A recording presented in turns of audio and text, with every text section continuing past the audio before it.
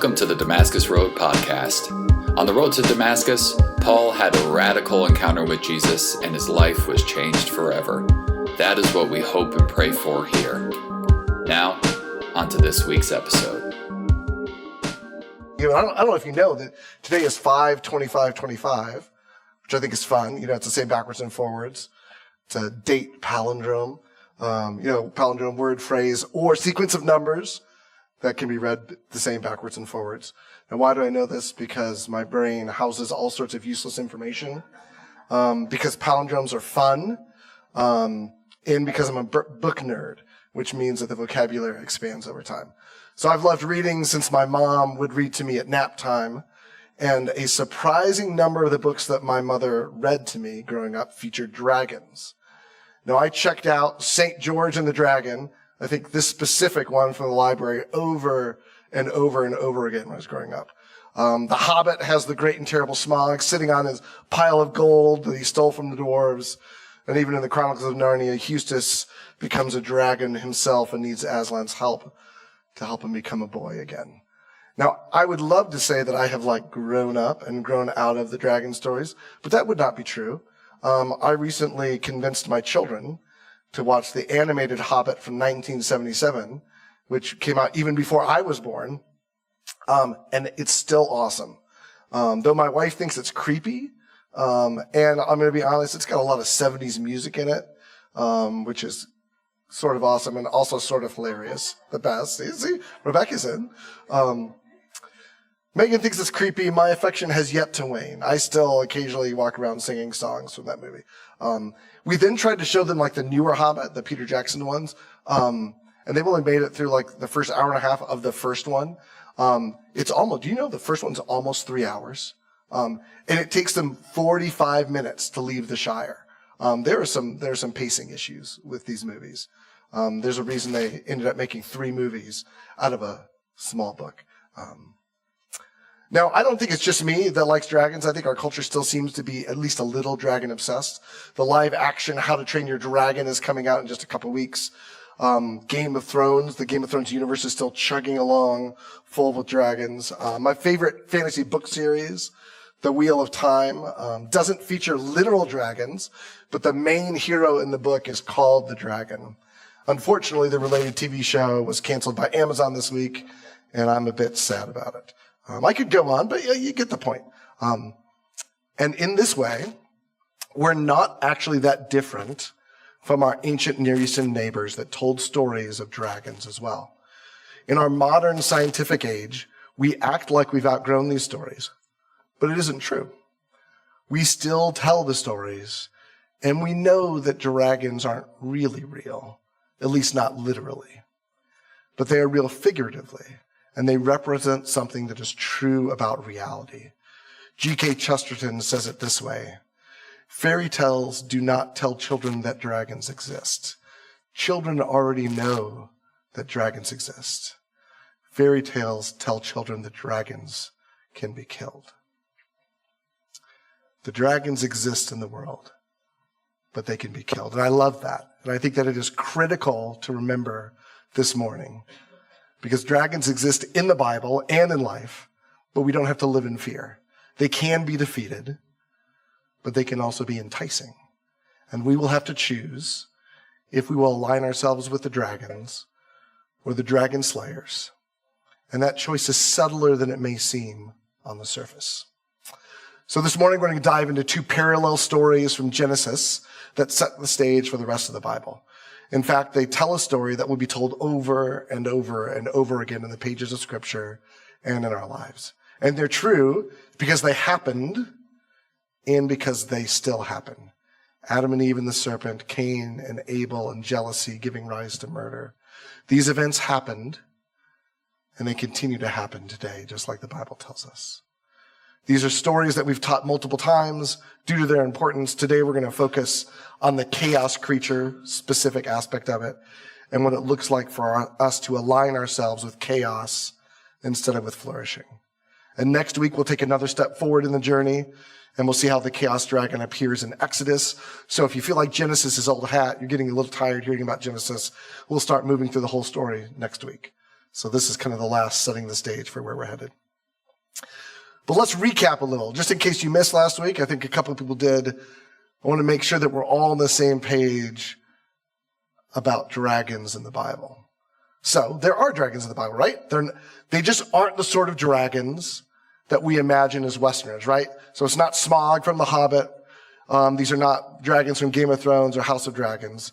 It's not a scaly, flying, fire-breathing lizard, but rather more like the Eastern idea of a dragon. A huge snake-looking thing that swims through the air or the sea or slithers on the ground. Here's a picture, right, to wrap your head around the Eastern image. So you think especially Chinese dragons. That's a better idea of the sort of dragon the Bible's talking about. So again, they can be found in the sea, in the air, or on the ground. And the dragon first makes its appearance in the first page of the Bible. Then God said, let the waters swarm with fish and other life. Let the skies be filled with birds of every kind. So God created great sea creatures and every living thing that scurries and swarms in the water and every sort of bird, each producing its offspring of the same kind. And God saw that it was good. So in the Bible, we find Hebrew terms like Tannin, Leviathan, and Nephesh to refer to the great chaos dragons. Unlike the cultures around them, the Old Testament makes it clear that this is not a being that is a rival to God, but rather is a rival of creation and order and flourishing. Left to their own nature, large dragons will destroy and wreak havoc. Not because they are evil, but because they are dangerous and they're acting according to the design. God created the large sea creatures, right? So lions, scorpions, serpents, or the realms of chaos themselves, the sea, the desert, and even outer space, like Megan talked about last week. They aren't inherently evil, but if you aren't careful, they will kill you.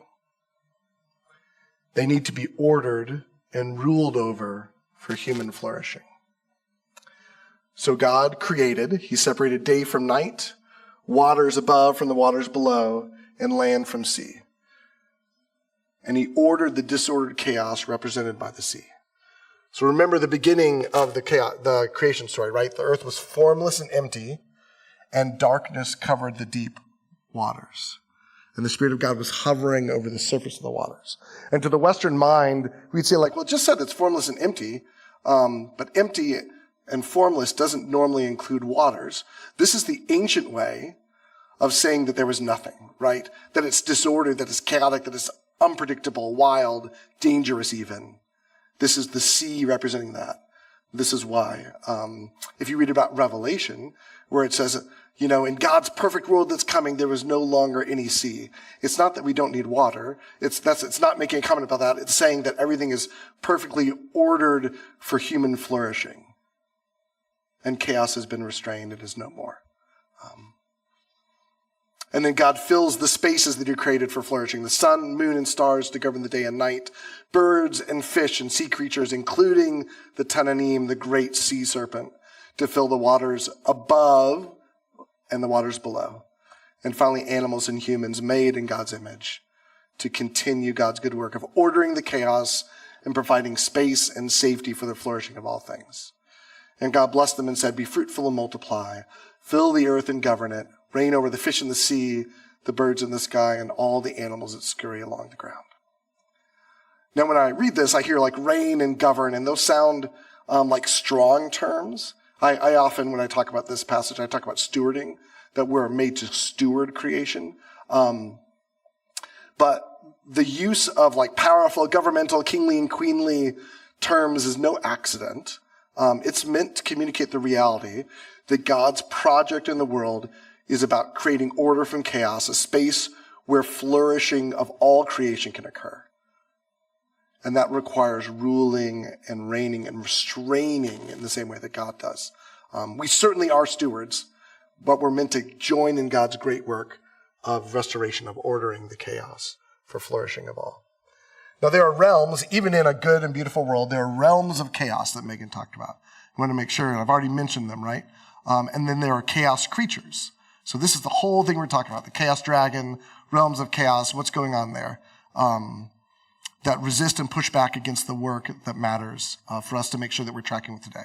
So, right, the two primary realms of chaos are the sea and then like the desert or the wasteland or the wilderness.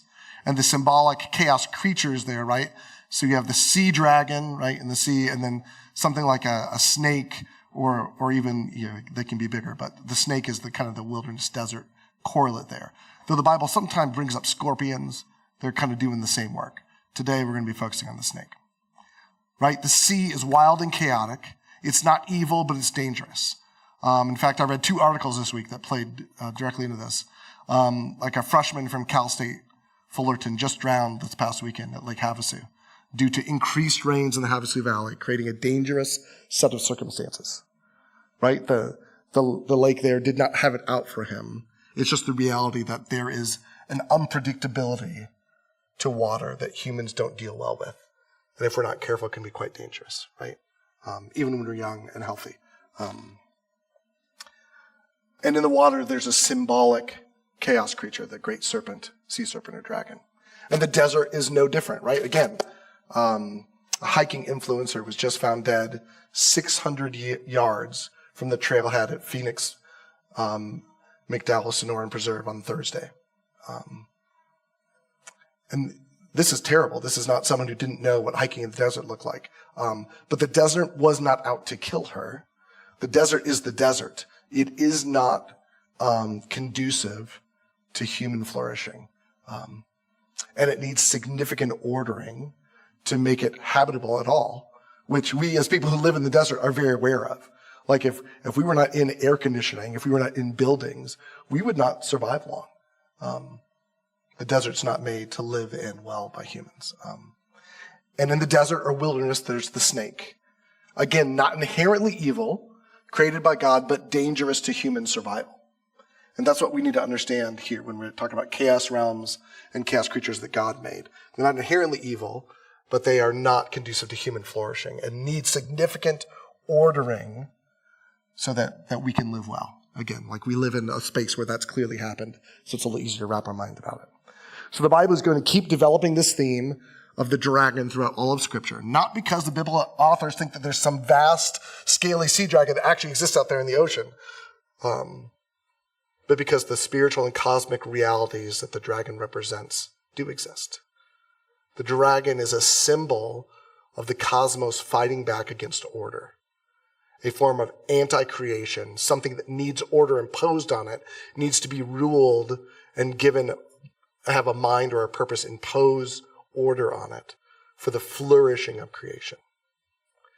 So with that reminder, that's the quick catch me up. If you need to go through it in more detail, Megan's message last week really unpacks it well. That was my quick summary. Let's look at the famous snake passage in the Bible, in Genesis 3. Now the serpent, the Nephesh, was more crafty than any other beast of the field that the Lord had made. This is where the conflict of the whole rest of the Bible comes from, Genesis 3:1. And we so easily miss the cultural cues that we're meant to understand because we're not ancient Near Eastern people bathed in the stories and the culture that exists there. We're reading this thousands of years later, right? And when I read Beast of the Field, I don't make the connection that the original hearers would have made, which is that ultimately what we're trying to train ourselves to do. We want to begin to train ourselves to read the Bible for what it's intended to be, not for what we bring into it, but what they are wanting us to understand. So the field here is meant to indicate that this is an intruder from the wilderness, from the desert, from the wasteland that is coming from the uncultivated, unordered field and sneaking in to the well-ordered garden designed for flourishing. So this is a chaos creature who is coming from a chaos realm. And we don't even notice it because field doesn't sound crazy to me, right? Not only that, but when it says there was a Nephesh, translated as serpent most of the time, there's a whole freight of meaning that is meant to be triggered in the mind of the original hearers, the people who told this story. Nephesh is used 31 times in the Hebrew Bible as poisonous snakes who can't be controlled or charmed, as slithering serpents, or even as huge sea serpents. So the Nahash coming from the desert or the ocean is a symbol of the nothing, right? It's a symbol of uncreation. And if we aren't careful, a Nahash will drag us back into the nothing, into the chaos. Not only that, but the consonants of Nahash in Hebrew, so there's 3 Hebrew letters, it's Nun, He, and Shin. And we're going to pause for a quick aside about Hebrew. This is a reminder, if you don't know, you probably don't, it's hard to track, but Hebrew reads right to left instead of left to right. So the W looking word that looks like it's first is actually last, that's the Shin. So these 3 letters are also the core of another Hebrew word, Nephesh, which means sorcery or divination. So it's the same consonants with different vowels. And this sorcery divination, it's especially communicating with the dead or trying to call up spirits to receive wisdom. And it's also, so we think like, it's the same consonants, different vowels. I mean, they would notice the difference, right? Yeah, that's true. Except that ancient Hebrew and the biblical manuscripts, the oldest manuscripts that we have, do not contain vowels. It's just the consonants. And you would fill in the vowel sounds based on the context of the sentence. So until scribes in the 7th century, added vowel pointing to Hebrew manuscripts, the Hebrew for Nahash and Nephesh looked exactly the same. For the Hebrews, they knew that Nahash carries another connotation with it. There's a lot of wordplay that happens in Hebrew, and this is not an accident. What should be triggering for people is that this is no mere snake. This is a Nahash which has a spiritual dimension to it. We are meant to think about the underworld, about death and the dead, and chaos too, the wilderness and the sea. It's meant to evoke all of this, just in a word that we don't understand when it just says serpent. This is what we're talking about, is that this stuff is all over the Bible, but we don't see the connections because we don't know the original language, and no one needs to learn Hebrew. We're here to help, right, on this kind of stuff. But we want you to understand what the Bible's trying to get at and clue you into the textual clues that exist there. So what happens is that something that can speak, that has a will, that is out of line with God, assumes the mantle of the chaos creature. So this is not just a snake, there's a spiritual dimension too. And it slithers from the wilderness into God's ordered oasis to tell a lie. Like I said, this is not just a snake. We know that snakes don't talk, and the writers of the Bible knew that snakes don't talk either. They're not dumb, right? It's not like we're so advanced and like, oh, those foolish people, they thought snakes talk. They know they don't talk. Something is going on that you're supposed to pay attention to. This is their way of introducing the adversary in the Bible. And we're going to just show a quick summary from the Bible Project to help you track this development. In Genesis 1, God creates a beautiful, ordered reality out of darkness and disorder so that life can flourish. He appoints humans as his representatives to rule over all of it, and 7 times God calls it good. Yeah, I experience that kind of goodness often in the world, in things like beauty and truth, love and generosity. But in Genesis 3, we meet a creature who's in a state of rebellion against his creator. We're not told yet why or how he rebels, but he's on a mission to ruin God's good world for other creatures. This thing is trouble. Yeah, this creature is the Bible's first portrait of evil. It distorts what God has purposed for good, ruining and dragging creation back into darkness and disorder. So the humans join the spiritual rebel, which leads them back into chaos and death. And from this point on, the human rebellion is interwoven with a spiritual rebellion. And the biblical story shows how this happens over and over again. Okay, but wait. We're getting all this from a slithering snake? Well, the prophet Ezekiel understood this figure as a spiritual rebel who didn't want to live under God's wisdom and authority. He wanted to be God. All right, that's the same temptation the snake puts before Adam and Eve. Exactly. He says they could rule the world like God, but by their own wisdom. So they're all kicked out of the garden. Yeah, God says this rebel will now crawl on its belly. Where does it go after this? Well, the biblical authors offer subtle clues where this being is at work behind the scenes, animating division and hatred between humans. They also use a variety of images to describe this being. It's a snake, or a sea dragon, or a dark desert creature, or the king of death and the grave. He's also given many titles, like Tempter, or the Evil One, or the Devil, which in Greek means the slanderer. But his name is Satan, right? Actually, no. Satan is not a name. It's another one of these titles, which is why in Hebrew it has the word the in front of it. The Satan means the adversary, because he isn't for anything, rather he's anti-everything, working through lies to drag us back into darkness and disorder. That's intense.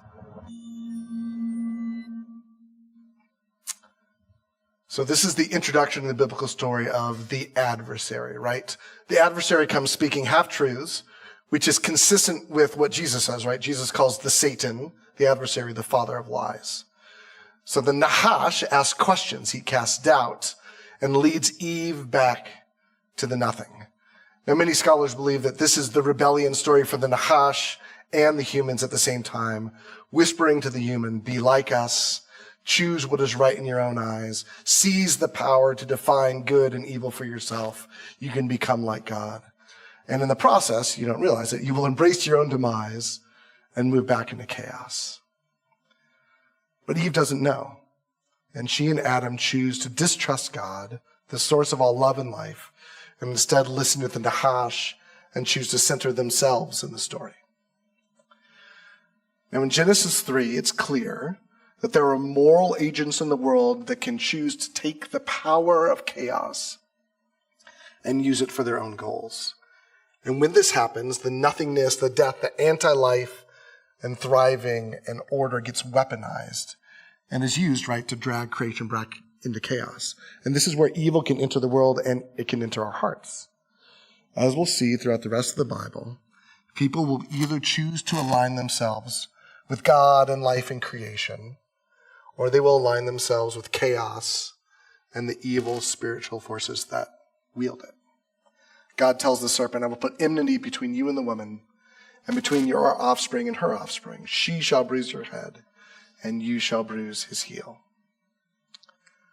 So this is the end of the curse, and God declares the seed, offspring, or descendants of the serpent will remain a rival to the seed, offspring, / descendants of the woman. And you would expect from context for the next story to be about that, about this continued rivalry of the great adversary trying to drag creation back into nothingness and the people who are going to oppose it, right? And that sort of is what happens, but it's also not what happens. Because what we find next, right, is the story of two brothers, Cain and Abel, who are two seeds of the woman. But the dragon is right there. You just have to know where to look. And this is what our whole series is going to be, is the dragon is always right there. We just have to know where to look. So these two seeds of the woman end up in a bitter rivalry. At least it's a one-sided bitter rivalry. And we discover that humans, by their actions, by their moral choices, can align themselves with the seed of the dragon, can become the seed of the dragon, become agents of chaos, and contribute to reducing the world back to the nothingness that God brought it from in the first place. So when we read about bad people in the Bible being compared to snakes and scorpions, to dragons and to lions, this is the imagery that lies underneath it. So we've got Nebuchadnezzar or Pharaoh, who we'll talk about next week. When they are unleashing their destructive powers in the world, they are in league with the dragon, with the Nahash, because of their choices. So let's look at how this plays out for Cain and Abel.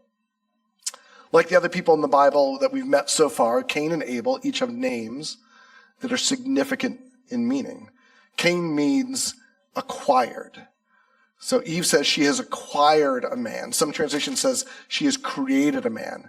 And scholars believe that this is actually a statement of arrogance or competition, that she has just made or created or acquired a man herself, just like God had done.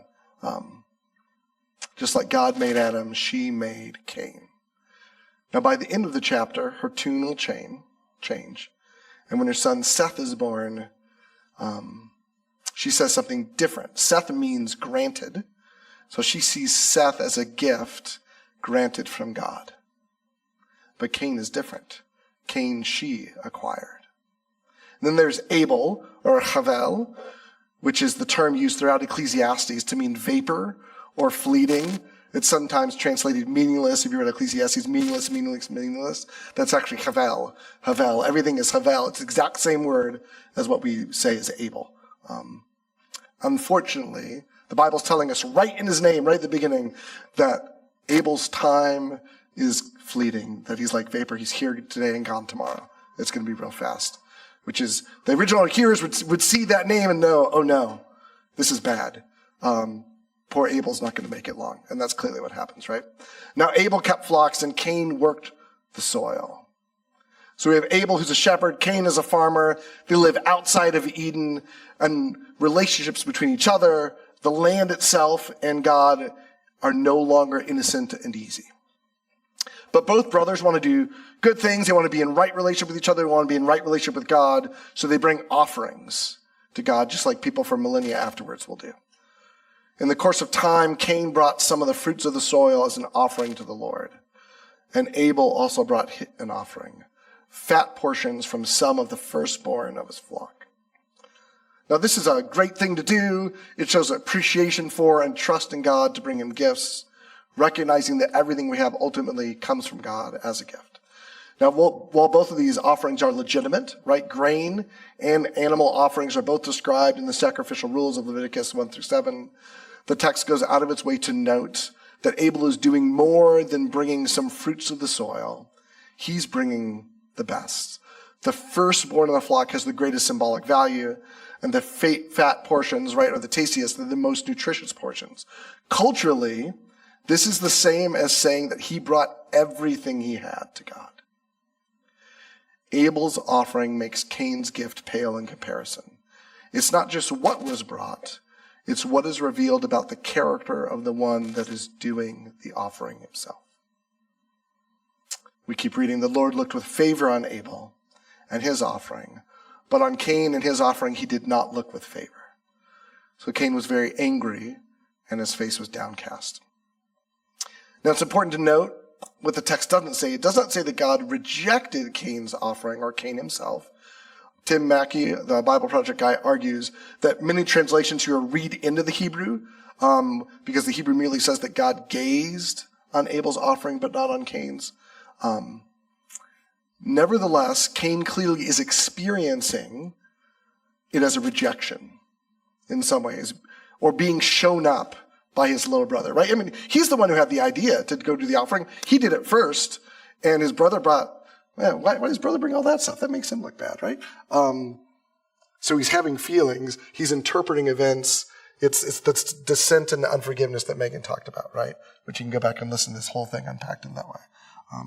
But God intervenes, and he tries to counsel and encourage Cain. Here's what he says. He says, why are you so angry? The Lord asked Cain. Why do you look so dejected? You will be accepted if you do what is right. But if you refuse to do what is right, then watch out. Sin is crouching at the door, eager to control you. But you must subdue it. So God immediately reaches out to Cain, continues a dialogue with him. This is not a short section that we're reading. He's saying, do what is good. Choose to live and act in God's way, and all will be well. But there's also a great danger here, right? Because sin is crouching at the door. The serpent is right beside you. It's whispering in your ear, Cain, but you don't have to give in. You can reject it. You can rule and subdue and order the chaos. God is exhorting Cain, like he will continue to do throughout the whole Bible, to choose life because he knows that sin leads to death. And unfortunately, we know where this is headed, right? Cain is choosing to interpret the experience as hurt done to him by Abel. He can't be angry at God very easily, right? God's trying to counsel him. He's like, well, I can't direct that to you. So he directs his anger at his brother. And he ruminates, and he becomes bitter, and he begins to believe that the only solution, the only way for him to be happy is to kill his brother, because sin is devouring him. And Cain becomes an agent of chaos. He becomes the seed of the snake instead of the seed of the woman by his choices.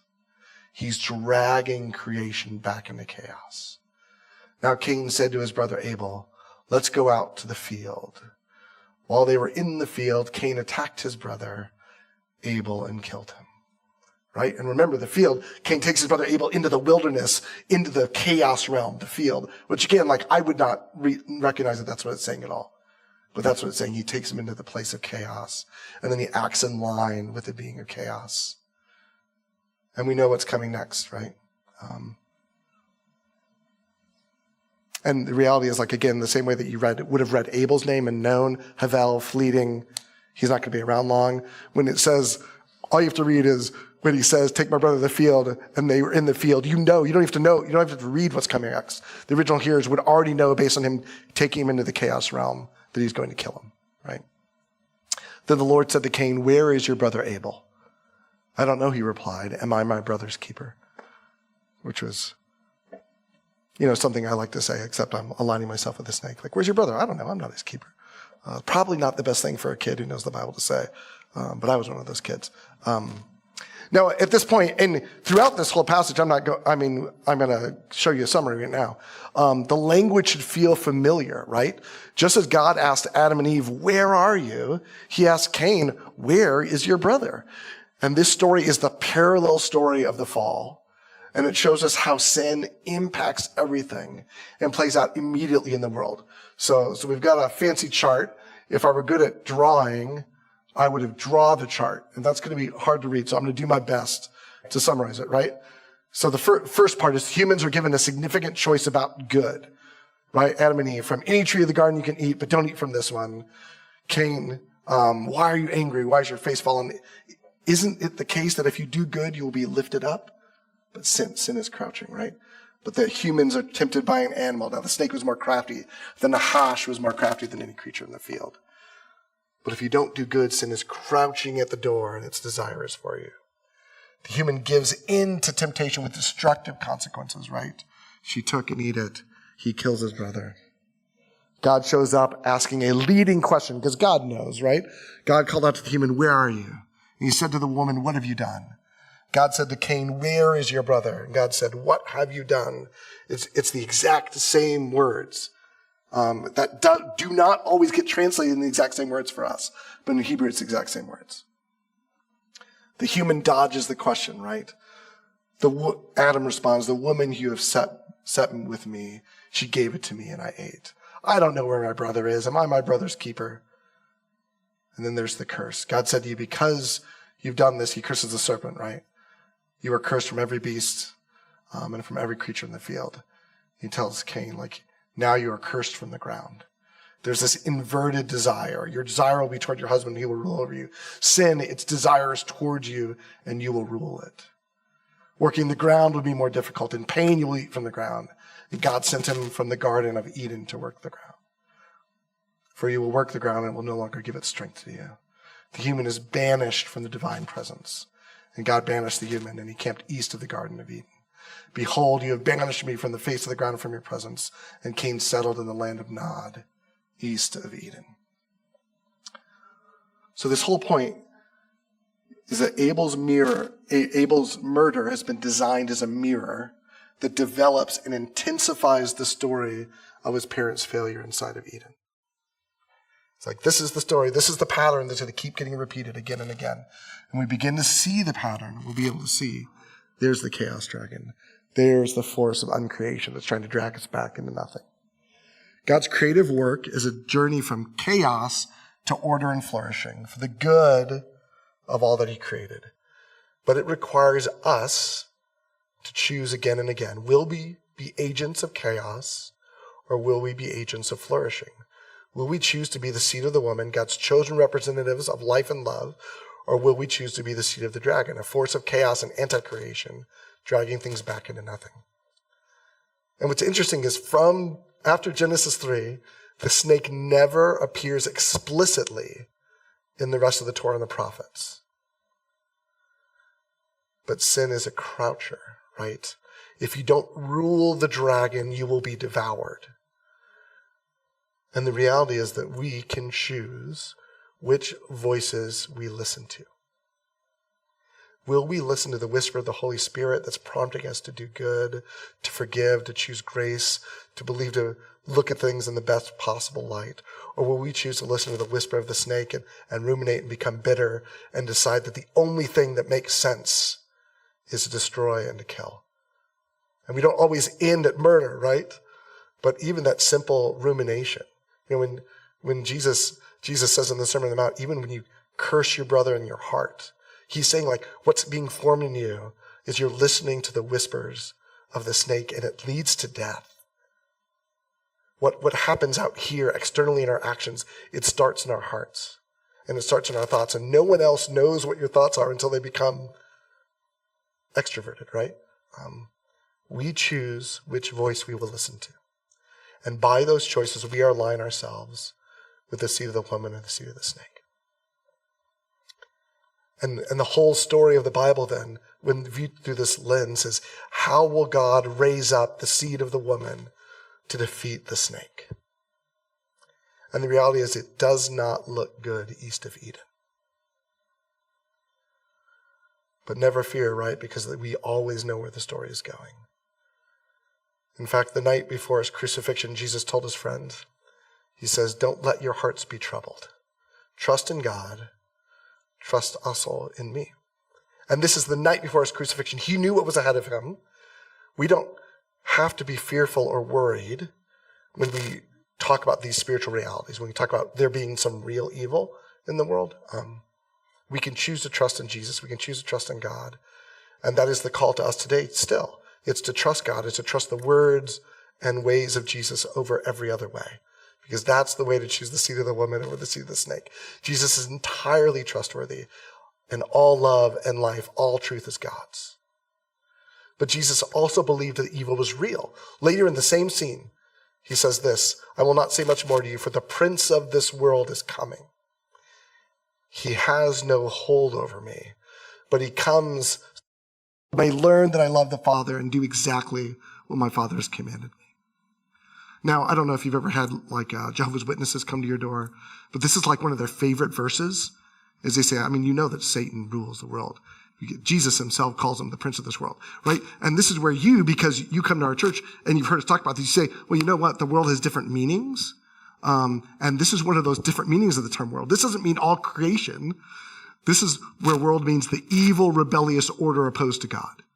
And in that way, certainly, the adversary is the ruler of the evil, rebellious order opposed to God, right? The chaos. And the truth is, the world is troubled in ways that are beyond human brokenness. When we start talking about systemic evil, I don't think it's much of a jump to say that there are evil spiritual forces animating some of the terrible things in our world.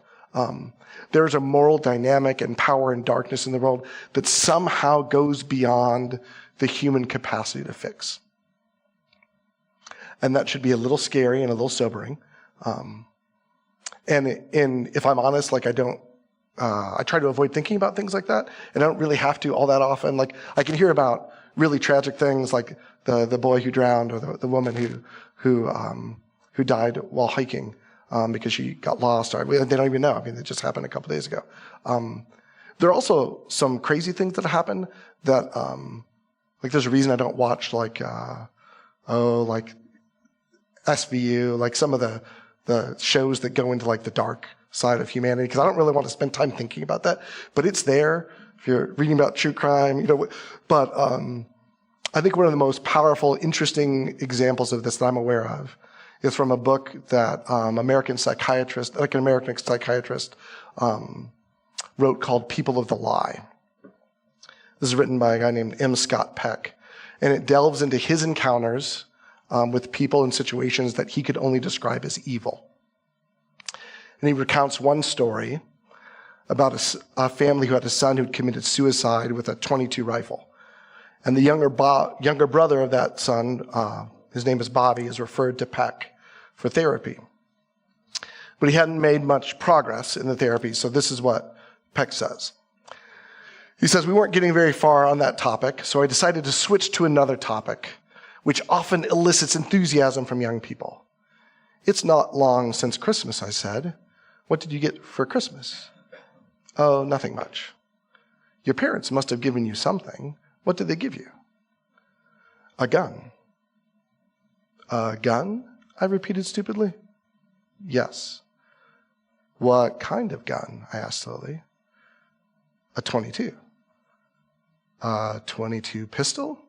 No, a .22 rifle. There was a long moment of silence. I felt as if I had lost my bearings. I wanted to stop the interview. I wanted to go home.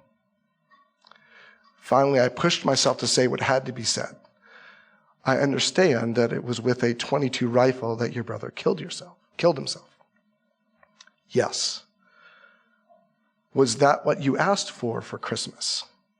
No. What did you ask for? A tennis racket. But you got a gun instead? Yes. How did you feel getting the same kind of gun your brother had? It wasn't the same kind of gun. I began to feel better. Maybe I was just confused. I'm sorry, I said. I thought they were the same kind of gun. It wasn't the same kind of gun, Bobby replied. It was the gun. The gun? Yes. You mean your parents gave you your brother's gun for Christmas, the one he shot himself with? Yes. How did it make you feel getting your brother's gun for Christmas? I don't know. What's he supposed to say? Then Peck goes on to write about the unspeakable darkness and evil that was going on in this family. Peck would meet with the parents of Bobby, and while outwardly they seemed normal, there was something rotten beneath the surface. And as he probed and tried to understand them, there was a complete unwillingness to acknowledge what it was that they had done and what was happening in the life of their son. Like I said earlier, the Bible calls the Satan the adversary, the father of lies. And this is what Peck observes throughout this whole book. People who are wrapped in lies, where the deceit is so deep that they've deceived themselves, because evil hides itself behind lies and justifies itself with deception. And Peck writes that he looks back on that 20 years later and says, I wouldn't have changed much about how I interacted with this boy or this family. But there is one thing that he would change. He believes, and I believe as well, that there was a word for what was going on in the life of that family, and that word is evil. That these were evil activities and evil people. And this is how he describes what he would have done differently. What I know now is that there actually is a place to stand. There is a place to be safe. And if I had to do it over again, I would try to gently suggest to these parents that there is a deeply destructive force at work that had possessed them and was damaging the family, and I would offer to try and help them with it. M. Scott Peck recounts story after story where it is very clear that evil is real and that there is a force there that if we are not careful, we can give ourselves to it by our choices made over and over again. And I know that at some point, either you have or you will realize or come up against a kind of darkness that is deeper than anything mere human language or experience can clarify. And when that happens, or if it's happened to you, what Jesus would want you to know in the face of that evil reality is that he has no hold over you. And he had no hold over Jesus. Jesus is going to his death on the cross. He is choosing. He knows that great evil is going to be done, but the evil will be transformed by triumph and joy. The prince of this world is making his entrance into the scene in the Gospels, right? And he thinks that this is going to defeat Jesus, but the cross is the means of victory and reveals to the world the extent of Jesus' love for the Father and for us. And that when we align ourselves with Jesus and the power of the cross, sin and evil have no hold over us. Evil, though it is beyond us and frightening, is not as powerful as God, and God is able to use it and to bring good from it. He does it in Jesus. He does it on the cross, and he will do it for you. And we know that God causes everything to work together for the good of those who love God and are called according to his purpose. So whatever darkness you may face out there or in here, trust in God, trust in Jesus, form and root your identity in him. Don't let your heart be troubled. Choose to join God in his great work of redeeming all creation, of rightly ordering the world for the flourishing of all. And remember what Jesus' brother said, resist the devil and he will flee from you. Remember that sin is a croucher, but you can rule over it. You do not have to give in to the whispers of the dragon. You can listen to the voice of the Holy Spirit, that God is at work, that Jesus has conquered sin, death, and evil forever. So we can be people who choose to trust his way and to trust God with the things that we can't fix or figure out on our own. Trust that Jesus can and will and does. I can't, he can. I think I'll let him. Let's pray. Heavenly Father, we love you, and there's just a lot of crazy things in this world. And we don't really like to spend our time thinking about them in many instances. But we celebrate that you, Jesus, have died and rose again, that you've conquered sin, death, and evil forever, so that we can live with untroubled hearts. We don't have to live in. Thank you for joining the Damascus Road podcast.